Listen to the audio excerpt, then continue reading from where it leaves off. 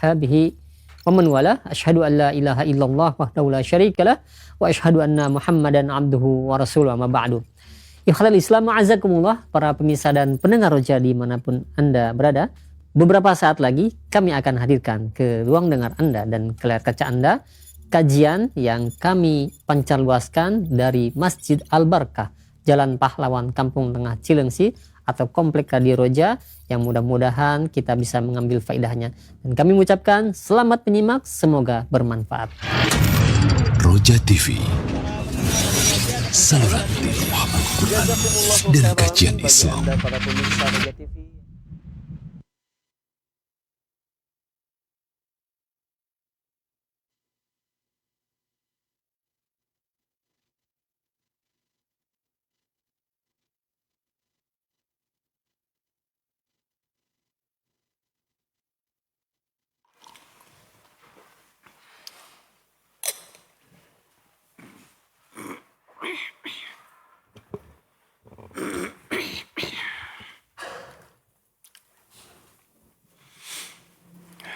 Assalamualaikum warahmatullahi wabarakatuh.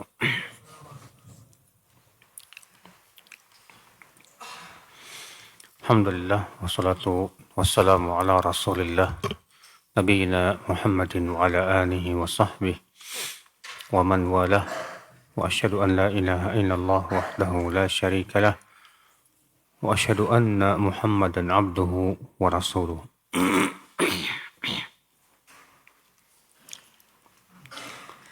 Kita lanjutkan saudaraku seiman, masih di bab ke-15 tentang keutamaan ayat kursi, surat Al-Ikhlas dan yang surat-surat yang lainnya. Kata beliau, walladhi sahha fi ahaditsis suwar. Adapun hadis-hadis yang sahih tentang keutamaan surat-surat Al-Quran, di antaranya hadis Fatihatil Kitab, hadis tentang keutamaan surat Al-Fatihah. Nah, itu sudah pernah kita bacakan, ya. Wa annahu lam yanzil fit Taurah wala fil Injil wala fil Zabur mithluha. Dan bahwasanya tidak pernah turun, ya, surat yang sama dengan Al-Fatihah, baik dalam Taurat, Injil maupun Zabur.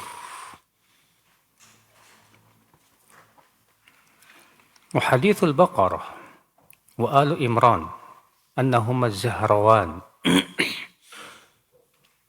Demikian pula tentang keutamaan hadis tentang keutamaan surat Al-Baqarah dan Ali Imran. Adapun Al-Baqarah, ya, Rasulullah SAW bersabda, ta'allamu surat Al-Baqarah fa inna akhdaha barakah wa tarkaha hasrah wa la yastati'uha al-batalah. Pelajarilah oleh kalian surat Al-Fatihah, karena mengambilnya itu barokah dan meninggalkannya itu adalah kerugian. Dan para penyihir tidak akan mampu terhadap surat Al-Baqarah. Makanya para sahabat, ya, mereka berusaha mentadaburi surat Al-Baqarah. Disebutkan bahwa Umar bin Khattab 11 tahun mentadaburi surat Al-Baqarah. Abdullah bin Umar 8 tahun beliau mentadaburi surat Al-Baqarah. Demikian pula Al-Imran bersama Al-Baqarah. Disebutkan dalam hadis bahwa surat Al-Baqarah dan Ali Imran itu pada hari kiamat akan datang, Pak. Ya, ka'annahuma zahrawan atau ghamamatan. Awan yang akan menaungi orang yang menghafal dan mengamalkannya. Wa hadithu ayatil kursi wa annaha sayyidatu ayil Qur'an. Demikian pula hadis tentang keutamaan ayat Al-Kursi dan bahwasanya ia adalah merupakan penghulunya ayat-ayat Al-Quran. Wa hadithul ayatain min akhir surat Al-Baqarah man qara'ahuma fi lailatin kafatah. Demikian pula hadis tentang keutamaan 2 ayat dari akhir surat Al-Baqarah. Apa itu? Amanar rasulu bima unzila ilaihi min rabbih wal mu'minun sampai akhirnya. Kata Rasulullah, siapa yang membacanya di waktu malam, maka itu akan mencukupinya. Ya. Hadis surat Al-Baqarah la tuqra fi baitin fayaqrabuhu syaitan. Demikian pula hadis tentang keutamaan surat Al-Baqarah di mana kata Rasulullah, tidaklah surat Al-Baqarah dibacakan di sebuah rumah kecuali setan akan lari darinya. Ya, kata Rasulullah SAW, fa inna syaitan yanfiru minal bait alladhi tuqra'u fihi suratul Baqarah. Setan itu akan lari dari rumah yang dibacakan padanya surat apa? Al-Baqarah. Wa hadithul 10 ayat min awal surat Al-Kahf. Man qara'aha usima min fitnatid dajjal. Demikian pula hadis tentang keutamaan 10 ayat pertama dari surat Al-Kahfi. Di mana kata Rasulullah, siapa yang menghafalnya, dia akan terlindung dari Dajjal. Ya, udah pada hafal belum? Siapa yang sudah hafal 10 ayat pertama dari surat Al-Kahfi? Belum? Yakin gak ketemu Dajjal? Ya gampang Ustaz, nanti saya baca pakai mushaf. Lah mushafnya diambil sama Dajjal gimana? Ya, dari sekarang hafalin ya ikhwah. Ya, karena kita nggak tahu umur kita. Hadis qul huwallahu ahad. Demikian pula hadis keutamaan qul huwallahu ahad wa annaha ta'dilu thulutsal Qur'an. Bahwa itu sama dengan sepertiganya Al-Qur'an. Walam yasihha fi fadaili suratin ma sahha fiha. Dan tidak ada satupun hadis tentang keutamaan-keutamaan surat yang lebih sahih darinya. Hadis al-mu'awwidhatain wa annahuma ta'awwadha al-muta'awwiduna bimithliha. Demikian pula hadis tentang 2 mu'awwidhat, yaitu qul a'udzu birabbil falaq dan qul a'udzu birabbin nas. Yang disebutkan dalam hadis, tidak ada orang yang berlindung dengan sesuatu yang lebih kuat darinya. Ya, qul a'udzu birabbil falaq dan qul a'udzu birabbin nas. Makanya kita dianjurkan di pagi dan petang kita baca itu, Pak. Qul huwallahu ahad 3 kali, qul a'udzu birabbil falaq 3 kali, qul a'udzu birabbin nas 3 kali. Demikian pula dianjurkan sebelum tidur. Ya. Wa qaulu sallallahu unzila alayya ayatun lam yura mithluhunna. Dan Rasulullah bersabda, diturunkan kepadaku ayat-ayat yang tak pernah terlihat sama dengannya. Sepertinya, yaitu seperti surat tadi, Al-Falaq dan An-Nas. Tsumma qara'aha. Kemudian Rasulullah pun membacanya itu. Bahkan dalam satu riwayat yang dihasankan oleh Syekh Al-Albani, surat Al-Falaq itu ya ahabbus suwar ilallah, surat yang paling Allah sukai. Ya. Wa yali hadhil ahadits wa huwa dunaha fis sihhah. Kemudian ada hadis-hadis lain yang kesahihannya lebih rendah dibandingkan hadis-hadis yang tadi. Seperti apa? Seperti hadis tentang keutamaan idza zulzilatil ardu zilzalaha. Dan bahwasanya katanya disebutkan dalam riwayat tersebut ta'dilu nisfal Qur'an. Sama dengan setengahnya Al-Qur'an. Ya. Namun hadis ini diperselisihkan apakah hasan atau dhaif. Demikian pula qul ya ayyuhal kafirun ta'dilu rubu'al Qur'an. Sama dengan 1/4 Al-Quran. Demikian pula hadis tabarakalladzi biyadihil mulk, yaitu surat Al-Mulk. Wahyal munjiyah min adzabil qabr, yang disebutkan dalam hadis bahwa itu bisa menyelamatkan dari adab kubur. Namun hadisnya juga diperselisihkan apakah sahih, apa hasan atau dhaif. Ya. Tsumma sa'ir ahadithi ba'du. Kemudian hadis-hadis yang lainnya seperti sabda Nabi, man qara'a surata kadza u'tiya thawabu kadza. Ya, adapun hadis yang menyebutkan satu persatu, siapa yang baca surat ini pahalanya begini, surat ini pahalanya begini, ya, famawdu'atun ala Rasulullah SAW, maka itu palsu, didustakan atas nama Rasulullah SAW. Wa qad i'tarafa bi wad'iha wadi'uha, bahkan yang membuatnya saja juga ngaku kalau dia yang bikin.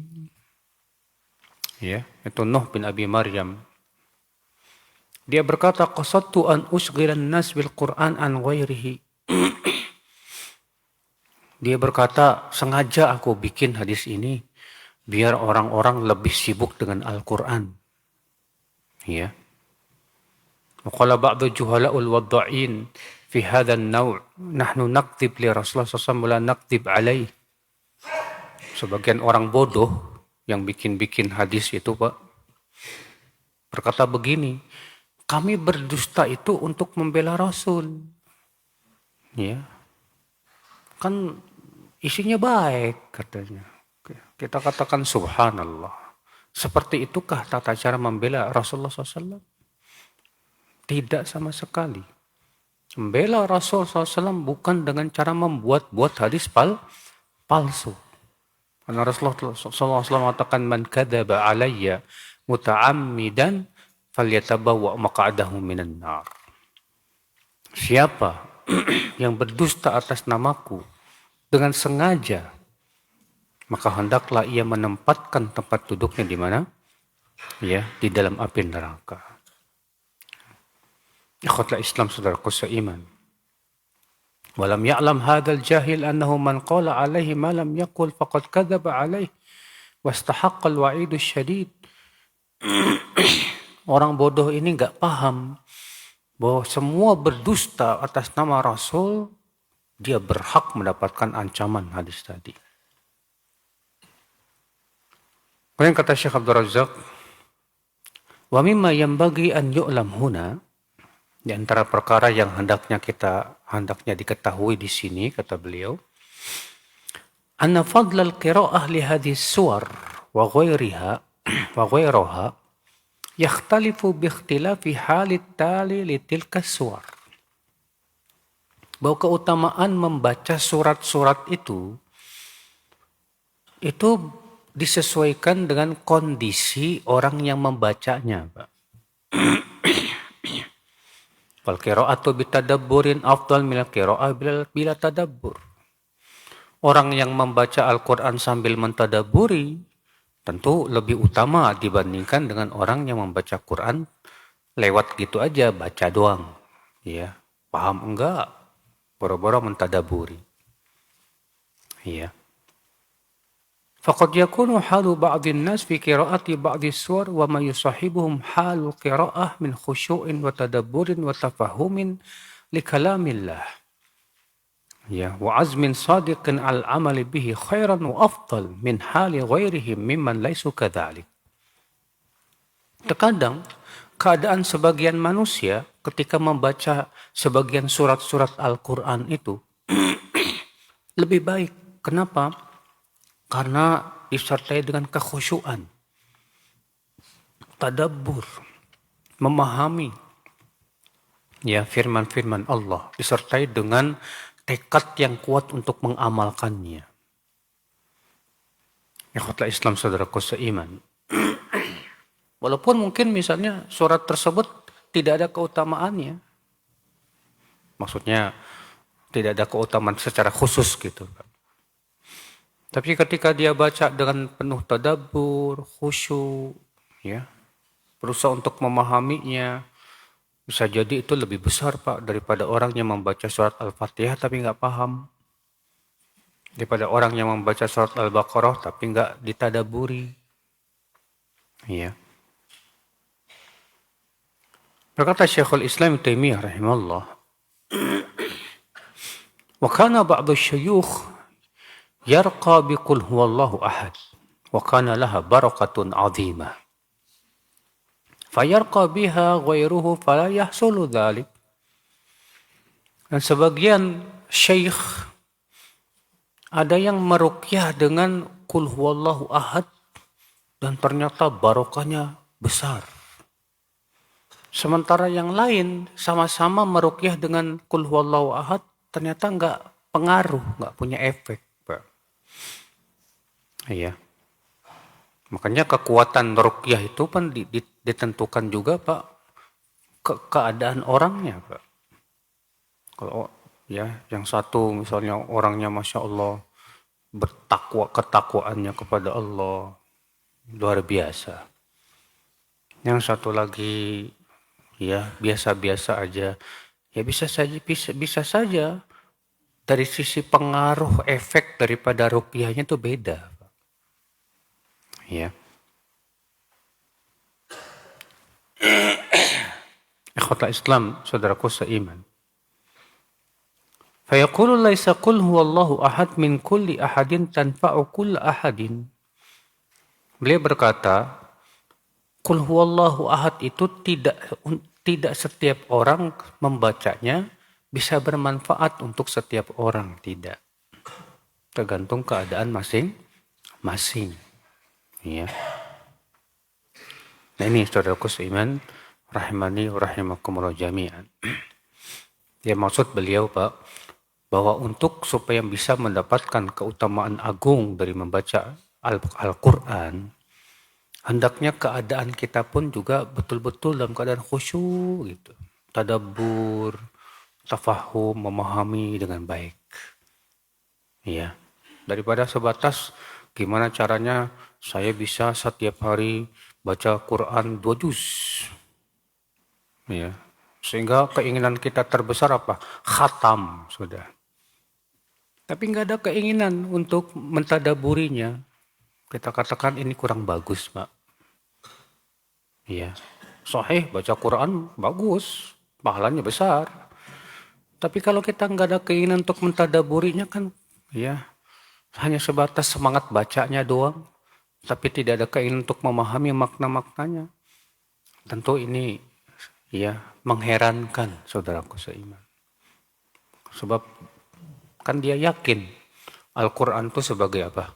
Hidayah, sebagai rahmat. Tapi kok cuma dibaca doang, nggak dipahami gimana? Saudaraku seiman. Kita masuk ke bab yang ke-16, wasatiyatu ahlil Quran. Pertengahannya ahlul Quran. Maksudnya gimana? Wasatiyah itu pertengahan antara gulu dan tafrid. Wasatiyah itu artinya pertengahan antara sikap gulu. Apa itu gulu? Berlebihan, ekstrim. Dan sifat sikap tafrid. Apa itu tafrid? Terlalu meremehkan. Ya. Nah, orang yang ahlul Quran tidak boleh gulu dan tidak boleh tafrid. Tapi tengah-tengah antara itu. Ya. Ikhwata Islam saudaraku seiman. Kata beliau, marra ma'ana anna khara dzikri wa ajallahu wa afdalahu wal Qur'anul Karim. Telah lewat ya pembahasan bahwa zikir yang paling baik, yang paling agung, yang paling utama adalah membaca Al-Qur'an. Wa marra ma'ana fadlu hamalatihi fahum ahlullahi wa khasatuh. Dan telah dibahas juga keutamaan ahlul Quran. Bahwasannya mereka lah ahlullah dan kekhususannya. Kama sabata dzalika 'an Nabi sallallahu alaihi wasallam, sebagaimana telah disebutkan dalam hadis yang sahih dari Nabi sallallahu alaihi wasallam. Wala raib, dan tidak ragu lagi kata beliau, anna li hamalatil Quran sifatin jalilah wa nu'utan karimah Wahya kathiratun jidda. Tidak ragu lagi bahwa para penghafal Al-Quran, para pembawa Al-Quran, itu hendaknya memiliki sifat-sifat yang istimewa. Ya, sifat-sifat yang mulia. Karena Al-Quran ini kan Masya Allah, Pak. Ya, sesuatu yang luar biasa, isinya bimbingan. Maka orang yang hafal Quran, orang yang membawa Al-Quran di dadanya, hendaknya dia pun berakhlak dengan akhlak Al-Quranul Karim. Ila an aham nu'utihim wa ajalla sifatihim wa abraza alamatihim at-tawassutu wal-i'tidal.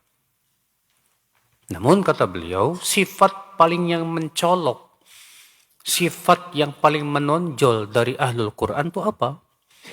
Yaitu tawassut dan i'tidal, pertengahan. Ya, pertengahan, tidak terlalu berlebihan dan tidak terlalu meremehkan. Wadzalika biluzumi ma jaa fil Qur'an wal wuquf indahu duna ghuluwin aw jafa wa duna ifratin aw tafrid aw ziyadatin aw taqsir. Bagaimana caranya? Kata beliau, caranya dengan berpegang kepada bimbingan-bimbingan Al-Quran. Ya, dan menjauhi sikap gulu berlebihan. Ya. Dan menjauhi sikap tafrid, meremehkan. Ikhwata Islam saudaraku seiman. Nah ini ya Pak, jadi wasatiyah itu penting dalam segala perkara Pak. Ya. Bahkan dalam masalah urusan dunia pun juga wasatiyah itu penting. Contoh misalnya tidur, Pak. Orang kalau terlalu banyak tidur, penyakitan. Ya. Sebaliknya, orang yang terlalu kurang tidur juga sama, penyakitan. Yang bagus yang bagaimana, Pak? Yang secukupnya saja. Ya, tidurnya manusia dalam semalam, ya sehari semalam, ya 8 jam lah. Nah ini ada orang tidur sampai 20 jam. Kerjaannya tidur aja. Waduh. Ya, atau kebalikan. Nah, seperti ini tidak baik. Makan juga sama. Allah berfirman, wa kulu washrabu wa la tusrifu. Makan dan minumlah, tapi jangan berlebihan. Ada orang kerjaannya makan, kuliner. Sampai bobot badannya kelebihan. Ada yang kebalikannya, terlalu kurang gizinya Pak, jadi penyakitan. Yang baik seperti apa? Secukupnya, sesuai dengan kebutuhan badan kita. Demikian pula dalam ibadah. Ada orang yang tahajud, semalam suntuk, nggak tidur sama sekali. Ini gulu berlebihan. Ada yang meremehkan, nggak tahajud sama sekali. Ya. Yang benar bagaimana? Tengah-tengah. Salat tahajud sesuai kemampuan kita. Ya. Ikhwata Islam saudaraku seiman. Mana dalil bahwa kita ini harus tengah-tengah? Itu surat Al-Baqarah ayat 143. Yaqulullahu ta'ala, Allah Ta'ala berfirman, wa kadzalika ja'alnakum ummatan wasata litakunu syuhada'a 'alan nas wa yakuna ar-rasulu 'alaikum syahida. Demikianlah kami jadikan kalian di sini siapa? Yaitu umat Islam. Kami jadikan kalian wahai umat Islam sebagai umat yang wasat. Umat yang apa? Yang wasat, tengah-tengah. Karena memang umat Islam itu tengah-tengah Pak, antara Yahudi dan Nasrani. Orang Yahudi mengatakan Nabi Isa anak zina. Orang Yahudi, orang Nasrani mengatakan Nabi Isa anak Allah. Umat Islam tengah-tengah, Nabi Isa adalah hamba Allah dan Rasulnya. Iya. Makanya Allah mengatakan demikianlah kami jadikan kalian sebagai umat yang wasat pertengahan. Litakunu syuhada'a 'alan nas, agar kalian kelak pada hari kiamat menjadi saksi-saksi atas manusia. Dan Rasul menjadi saksi atas kalian. Disebutkan dalam hadis ya, bahwa Allah akan bertanya kepada para rasul, hal ballagtum? Apakah kalian sudah menyampaikan risalah? Kata para rasul, sudah ya Allah. Siapa yang menjadi saksi kalian bahwa kalian sudah menyampaikan risalah? Maka para rasul berkata, umatnya Muhammad. Maka umat Nabi Muhammad pun bersaksi bahwa para rasul sudah menyampaikan apa? Risalah. Ya.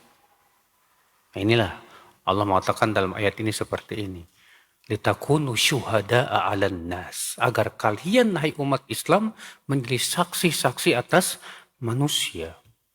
Wa yakuna rasulu 'alaikum syahida, dan rasul yang akan menjadi saksi atas kalian.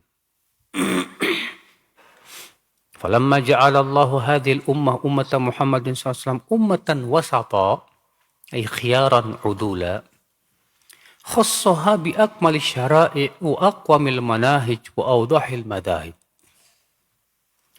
Allah menjadikan umat Nabi Muhammad SAW ini umat yang paling mulia, Pak. Ya, umat yang apa? Yang paling apa? Mulia. Sebagaimana Allah mengatakan juga, kuntum khaira ummatin ukhrijat linnas. Kalian, siapa kalian di sini? Umat Islam adalah sebaik-baik umat yang dikeluarkan kepada manusia. Masya Allah. Kita ini yang imannya Senin Kemis masuk dalam keumuman ayat itu, Pak. Gimana para sahabat yang imannya luar biasa? Ya, jadi umat Islam secara keumuman, secara umum umat Islam adalah sebaik-baik generasi yang Allah keluarkan untuk manusia, Pak. Ya, sebaik-baik umat. Maka karena Allah menjadikan umat Nabi Muhammad ini umat yang paling mulia, maka Allah pun khususkan untuk umat Nabi Muhammad ini dengan syariat yang paling sempurna, yang paling lurus manhajnya, dan yang paling jelas, ya. Wa ja'ala kitabahul mubin yahdi lillati hi aqwam. Dan Allah jadikan kitab suci umat Islam, yaitu Al-Quran ini, betul-betul memberi hidayah kepada jalan yang paling lurus, ya. Wa yad'u lillati hi arsyad wa ahkam. Dan Al-Quran menyeru kepada jalan yang paling apa? Benar dan yang paling ahkam, yang penuh hikmah. Sebagaimana Allah berfirman dalam surat Al-Isra ayat 9. Allah berfirman, inna hadzal qur'ana yahdi lillati hiya aqwam wa yubashshirul mu'minina alladhina ya'maluna as-salihati anna lahum ajran kabira. Sesungguhnya Al-Quran ini, kata Allah, memberi hidayah kepada jalan yang paling lurus dan memberikan kabar gembira kepada kaum mukminin yang beramal saleh bahwasanya mereka akan mendapatkan pahala yang besar. Masya Allah. Ya. Makanya Rasulullah SAW kalau khutbah berkata apa, Pak? Fa inna asdaqal hadithi kitabullah wa khairal hadi Muhammadin SAW. Sebaik-baik ucapan adalah firman Allah. Sebaik-baik petunjuk adalah petunjuk Rasulullah sallallahu alaihi wasallam. Walam yanzilillahu hadzal Qur'anal karim liyashqa bihin nas. Allah tidaklah menurunkan Al-Quran agar manusia jadi susah, tidak. Allah menurunkan Al-Quran bukan untuk menyengsarakan manusia, sama sekali tidak. Wa innam anzalahu liyas'udu bihi sa'adatan la syaqa'a ba'daha. Tapi Allah turunkan Al-Quran agar manusia itu bahagia, Pak. Ya, bahagia di mana? Di dunia dan akhirat.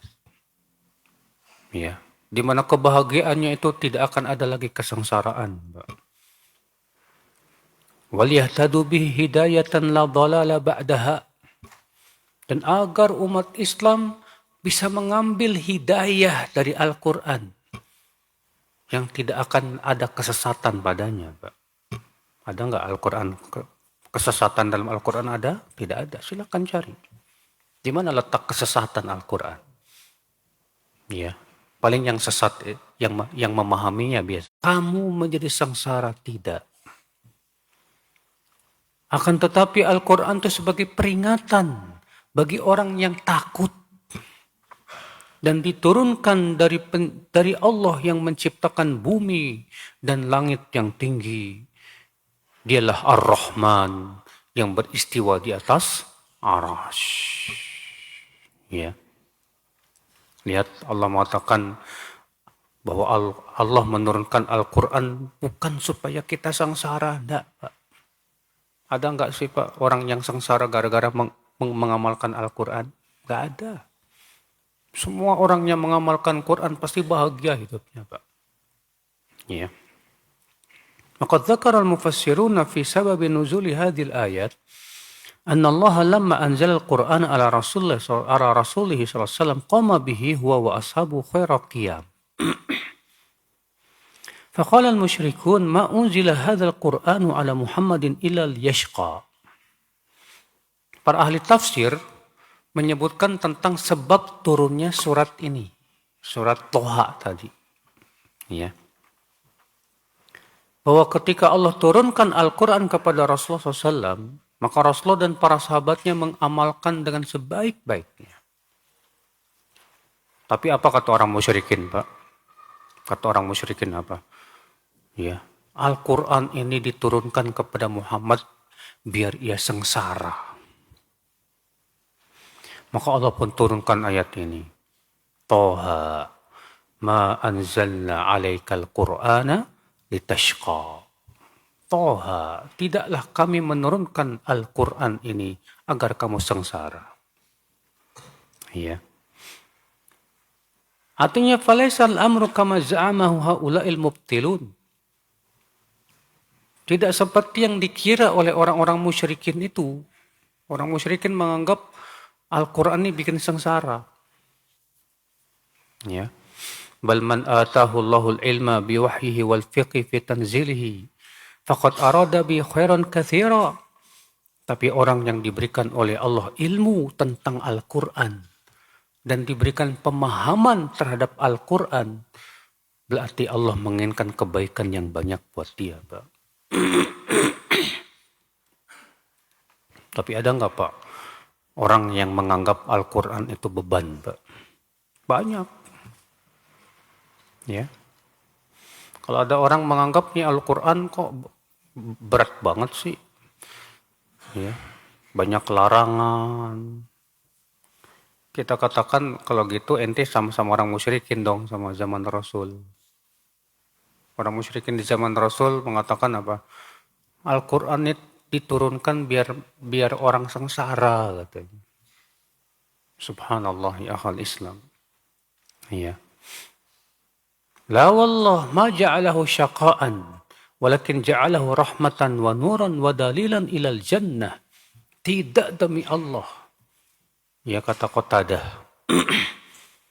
Tidak demi Allah. Allah tidak menjadikan Al-Quran ini agar kita sengsara, tidak. Akan tetapi Allah menurunkan Al-Quran sebagai rahmat, sebagai cahaya, dan sebagai penunjuk jalan menuju surga. Ya kata Islam, saudaraku seiman. Ini saudaraku seiman. Jadi Al-Quran tuh jangan dianggap beban, Mas. Ya. Jadikan Al-Quran itu sebagai pelipur lara kita, Pak. Jadikan Al-Quran itu sebagai air yang menyejukkan di dada kita. Jadikan Al-Quran sebagai penghibur kesedihan kita. Jadikan Al-Quran sebagai penghias waktu-waktu kita. Jadikan Al-Quran akal Islam ya sebagai penghilang kegundahan kita. Jangan jadikan Al-Quran seakan-akan beban. Wallahi akhi, kalau kita masih menganggap Al-Quran sebagai beban, sungguh kita seperti keledai. Yang Allah sebutkan dalam Al-Quran, Mathalul ladina hummilut tawrata thumma lam yahmiluha, kamathalil himari yahmilu asfara. Perumpamaan orang yang diberikan kepadanya Taurat, kemudian dia tidak membawanya dengan semestinya, itu seperti keledai yang membawa kitab-kitab besar. Keledai nggak tahu yang ada di punggungnya itu apa. Bagi keledai ini beban yang bikin berat. Demikian kalau kita menganggap Al-Quran itu sebagai beban, ya maaf kita sama dengan keledai, Mas. Iya. Fahaqiqun bihamil Quran. Bal wa bikulli muslim an yaqifa indahu. Maka sudah berhak, Pak, bagi para pembawa Al-Quran. Kita ini umat Islam pembawa Al-Quran. Bahkan setiap muslim betul-betul untuk berhenti pada Al-Quran. Artinya mengamalkan Al-Quran. Fayuhillu halalah wa yuharrimu haramah wa yusaddiqu bi akhbarih. Dia meyakini kehalalan yang dihalalkan oleh Al-Quran, meyakini keharaman yang diharamkan oleh Al-Quran, dan membenarkan berita-berita yang disebutkan dalam Al-Quran. Wala yatajawazuhu bighuluwin wal ifrat. Dan jangan pernah menjadi kita bersikap gulu berlebihan. Tidak pula bersifat ifrat tafrid, itu terlalu meremehkan saudaraku seiman. Iya. Tapi hendaknya kita tengah-tengah saudaraku, sesuai dengan bimbingan Al-Quranul Karim. Rawa Abu Daud fi sunanihi, Imam Abu Daud meriwayatkan dalam sunannya, wal Baihaqi fi Syu'abil Iman, demikian pula Al-Baihaqi meriwayatkan dalam kitab Syu'abul Iman, an Abi Musa al-Ash'ari radhiyallahu anhu qala Rasulullah SAW, inna min ijlalillah ikrama dhi syaibatil muslim wa hamil Qur'an ghairul ghali fihi walal jafi anhu wa hamilil Qur'an ghairul ghali fihi walal jafi anhu wa dhi sultanil muqsit.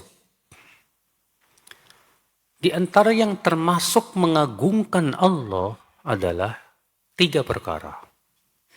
Yang termasuk mengagungkan Allah, termasuk memuliakan Allah, 3 perkara. Yang pertama, memuliakan muslim yang sudah beruban, maksudnya sudah tua.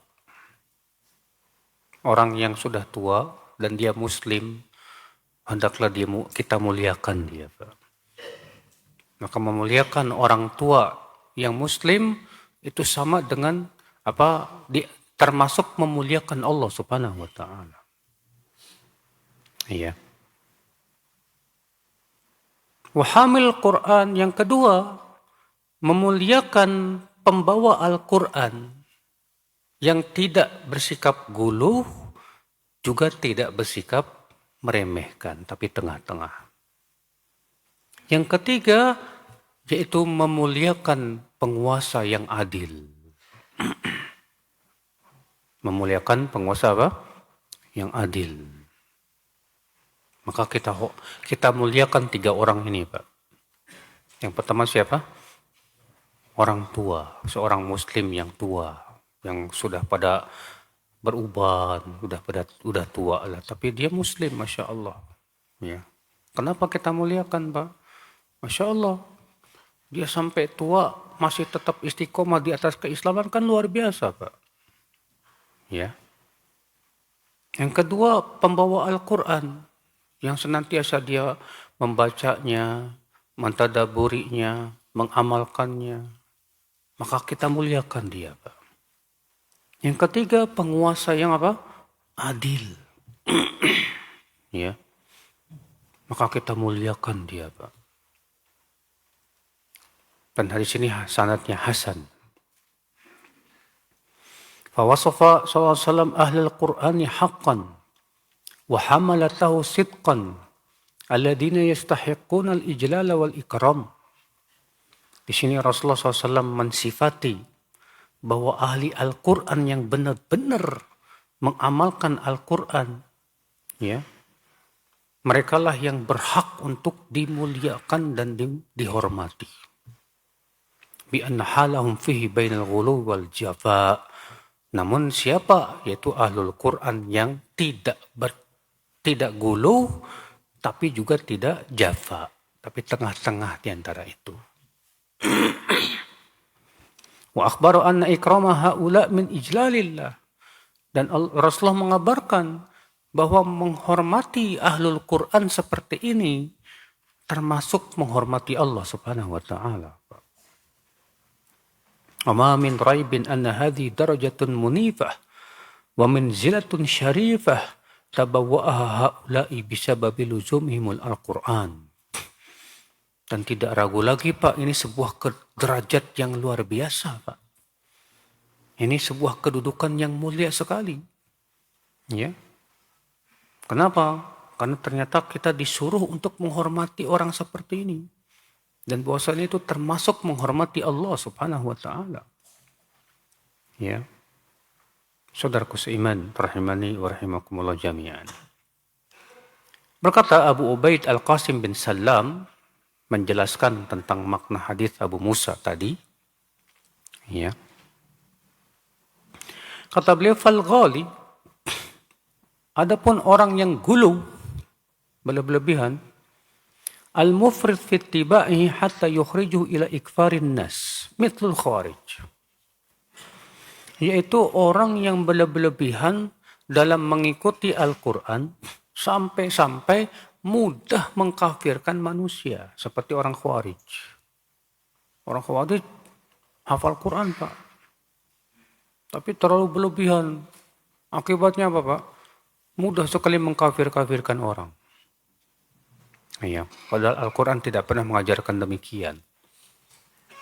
Wal jafi anhu, kebalikannya siapa? Yang terlalu meremehkan. Al-mudayyi' li hududihi al-mustakhifu bihi, yaitu yang menyia-nyiakan hukum-hukum Al-Quran. Nggak peduli. Iya. Maka yang seperti ini berarti dia meremehkan Al-Quran. Berarti yang tengah-tengah seperti apa? Yang mengamalkan Al-Quran sesuai dengan yang dipahami oleh Rasulullah dan para sahabatnya. Fi makna hadzal hadits qaulu rabi al-khulafa ar-rasyidin. Dan yang semakna dengan hadis ini juga itu perkataan Ali bin Abi Thalib radhiyallahu anhu. Beliau berkata, inna dinallah bainal ghali wal muqassir. Sesungguhnya agama Allah itu tengah-tengah antara orang yang bersikap berlebihan dengan orang yang muqassir. Muqassir itu artinya tadi apa? Terlalu meremehkan. Fa'alaikum bin numruqatil wusta fa inna biha yalhaqul muqassir wa ilaiha yarji'ul ghali. Maka hendaklah kalian mengambil jalan yang tengah-tengah. Ya. Karena dengan kita tengah-tengah, maka kita tidak menjadi muqassir, tidak juga gulu. Nah, ini penting, saudaraku seiman. Tengah-tengah nih penting, harus kita pelajari betul yang kayak gimana tengah-tengah.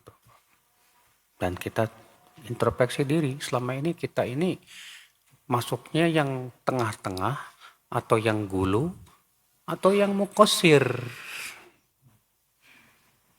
Jadi zaman sekarang kebanyakan kita itu muqassir, Pak. Buktikan aja. Ya. Ada nggak di antara kita yang setiap harinya 1 ayat saja mentadaburi Quran? Jarang. Kalau baca Facebook, WhatsApp, tiap hari, Pak. Tapi untuk mentadaburi 1 ayat saja, ya, setiap harinya baca kitab ulama, tafsir, memahami, mentadaburi, jarang, Pak. Nah, ini mukosir namanya, Pak. Terlalu meremehkan Al-Quran. Ya. Kalau baca komik semangat, kalau nonton drakor, drama Korea semangat. Kalau nonton film-film di YouTube, wah Masya Allah. Tapi buat baca Quran, nggak ada waktu. Maka ini mukosir namanya, Pak. Ya, sangat tidak baik, saudaraku seiman. Maka kalau kita mendapatkan diri kita selama ini mukosir, meremehkan Al-Quran, segera istighfar. Ya, segera minta ampun kepada Allah.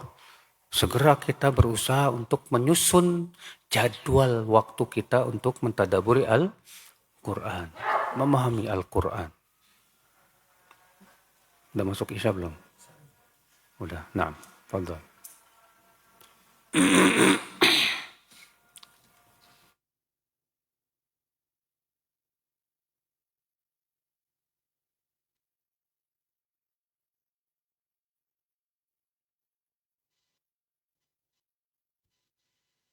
Ikhwatal Islam, untuk selanjutnya kita simak dikumandangkannya adzan untuk sholat Isya bagi daerah Jakarta dan sekitarnya. Allahu Akbar, Allah